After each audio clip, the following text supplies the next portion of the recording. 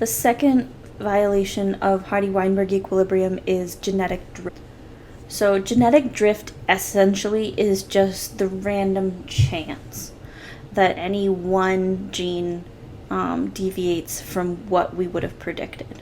So these are just random fluctuations from one generation to another.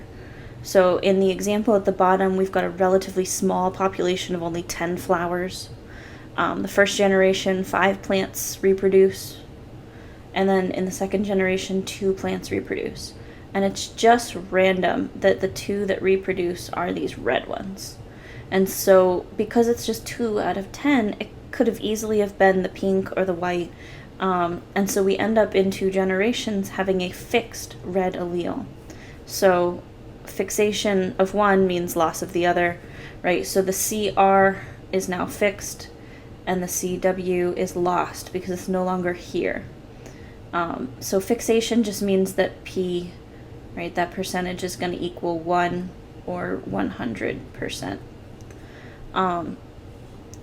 You can see how these fluctuations are going to be less affecting on the entire population with a larger population size, right? So the way to get around genetic drift is to have a really big population, right? So when we have 2 out of 10, well, that's 20%, right, of the population is the random chance.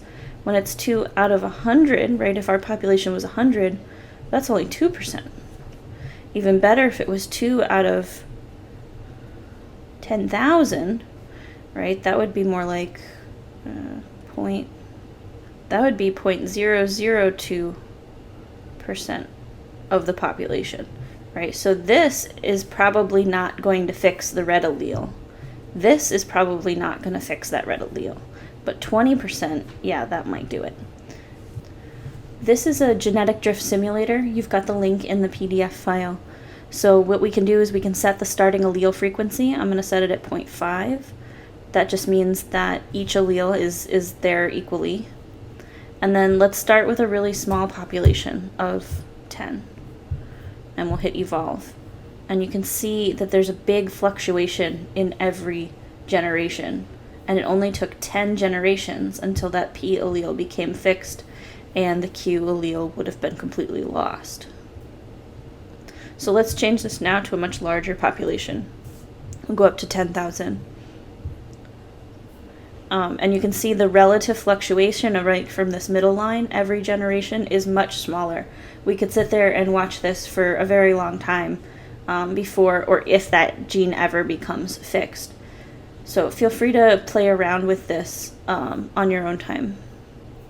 There are 2 special cases of genetic drift. The first one here is called the founder effect. So this happens when there's some kind of ancestral population and a portion of them are going to leave to colonize a new area. And it just depends on which ones leave. So if you look at this ancestral population, we have about evenly spread out white versus brown versus orange. They're about 1 to 1 to 1. And then for some reason, an orange and 2 browns leave and go colonize this island. It could have easily have been a white one or more orange ones. And so now, if these 3 reproduce on this island and create a new separate population, it's not going to have as many white ones. It's going to have orange and brown more often. So that's a different frequency than what we had in the original population, because these are the new founders. The second example of genetic drift is called the bottleneck effect. So this happens when there's a big catastrophic reduction in population size, typically due to change in environment. So this is usually due to some kind of catastrophic change, a massive fire, a massive flood, think hurricane season, right? So this bottle with its beads inside represents the original population. So in the original population, we maybe had about equal blues and whites, and then a few yellows in there as well, and those are probably phenotypes. And then the bottlenecking event is the catastrophic event. So imagine taking a bottle full of beads, tipping it over real quick, letting a few beads out, and then tipping it back upright. So that's what's happening. Most of these would represent individuals that die, and then the ones that make it into the glass are going to represent the individuals that are going to survive the bottleneck event. So our surviving population is now 5 to 1 blue to white.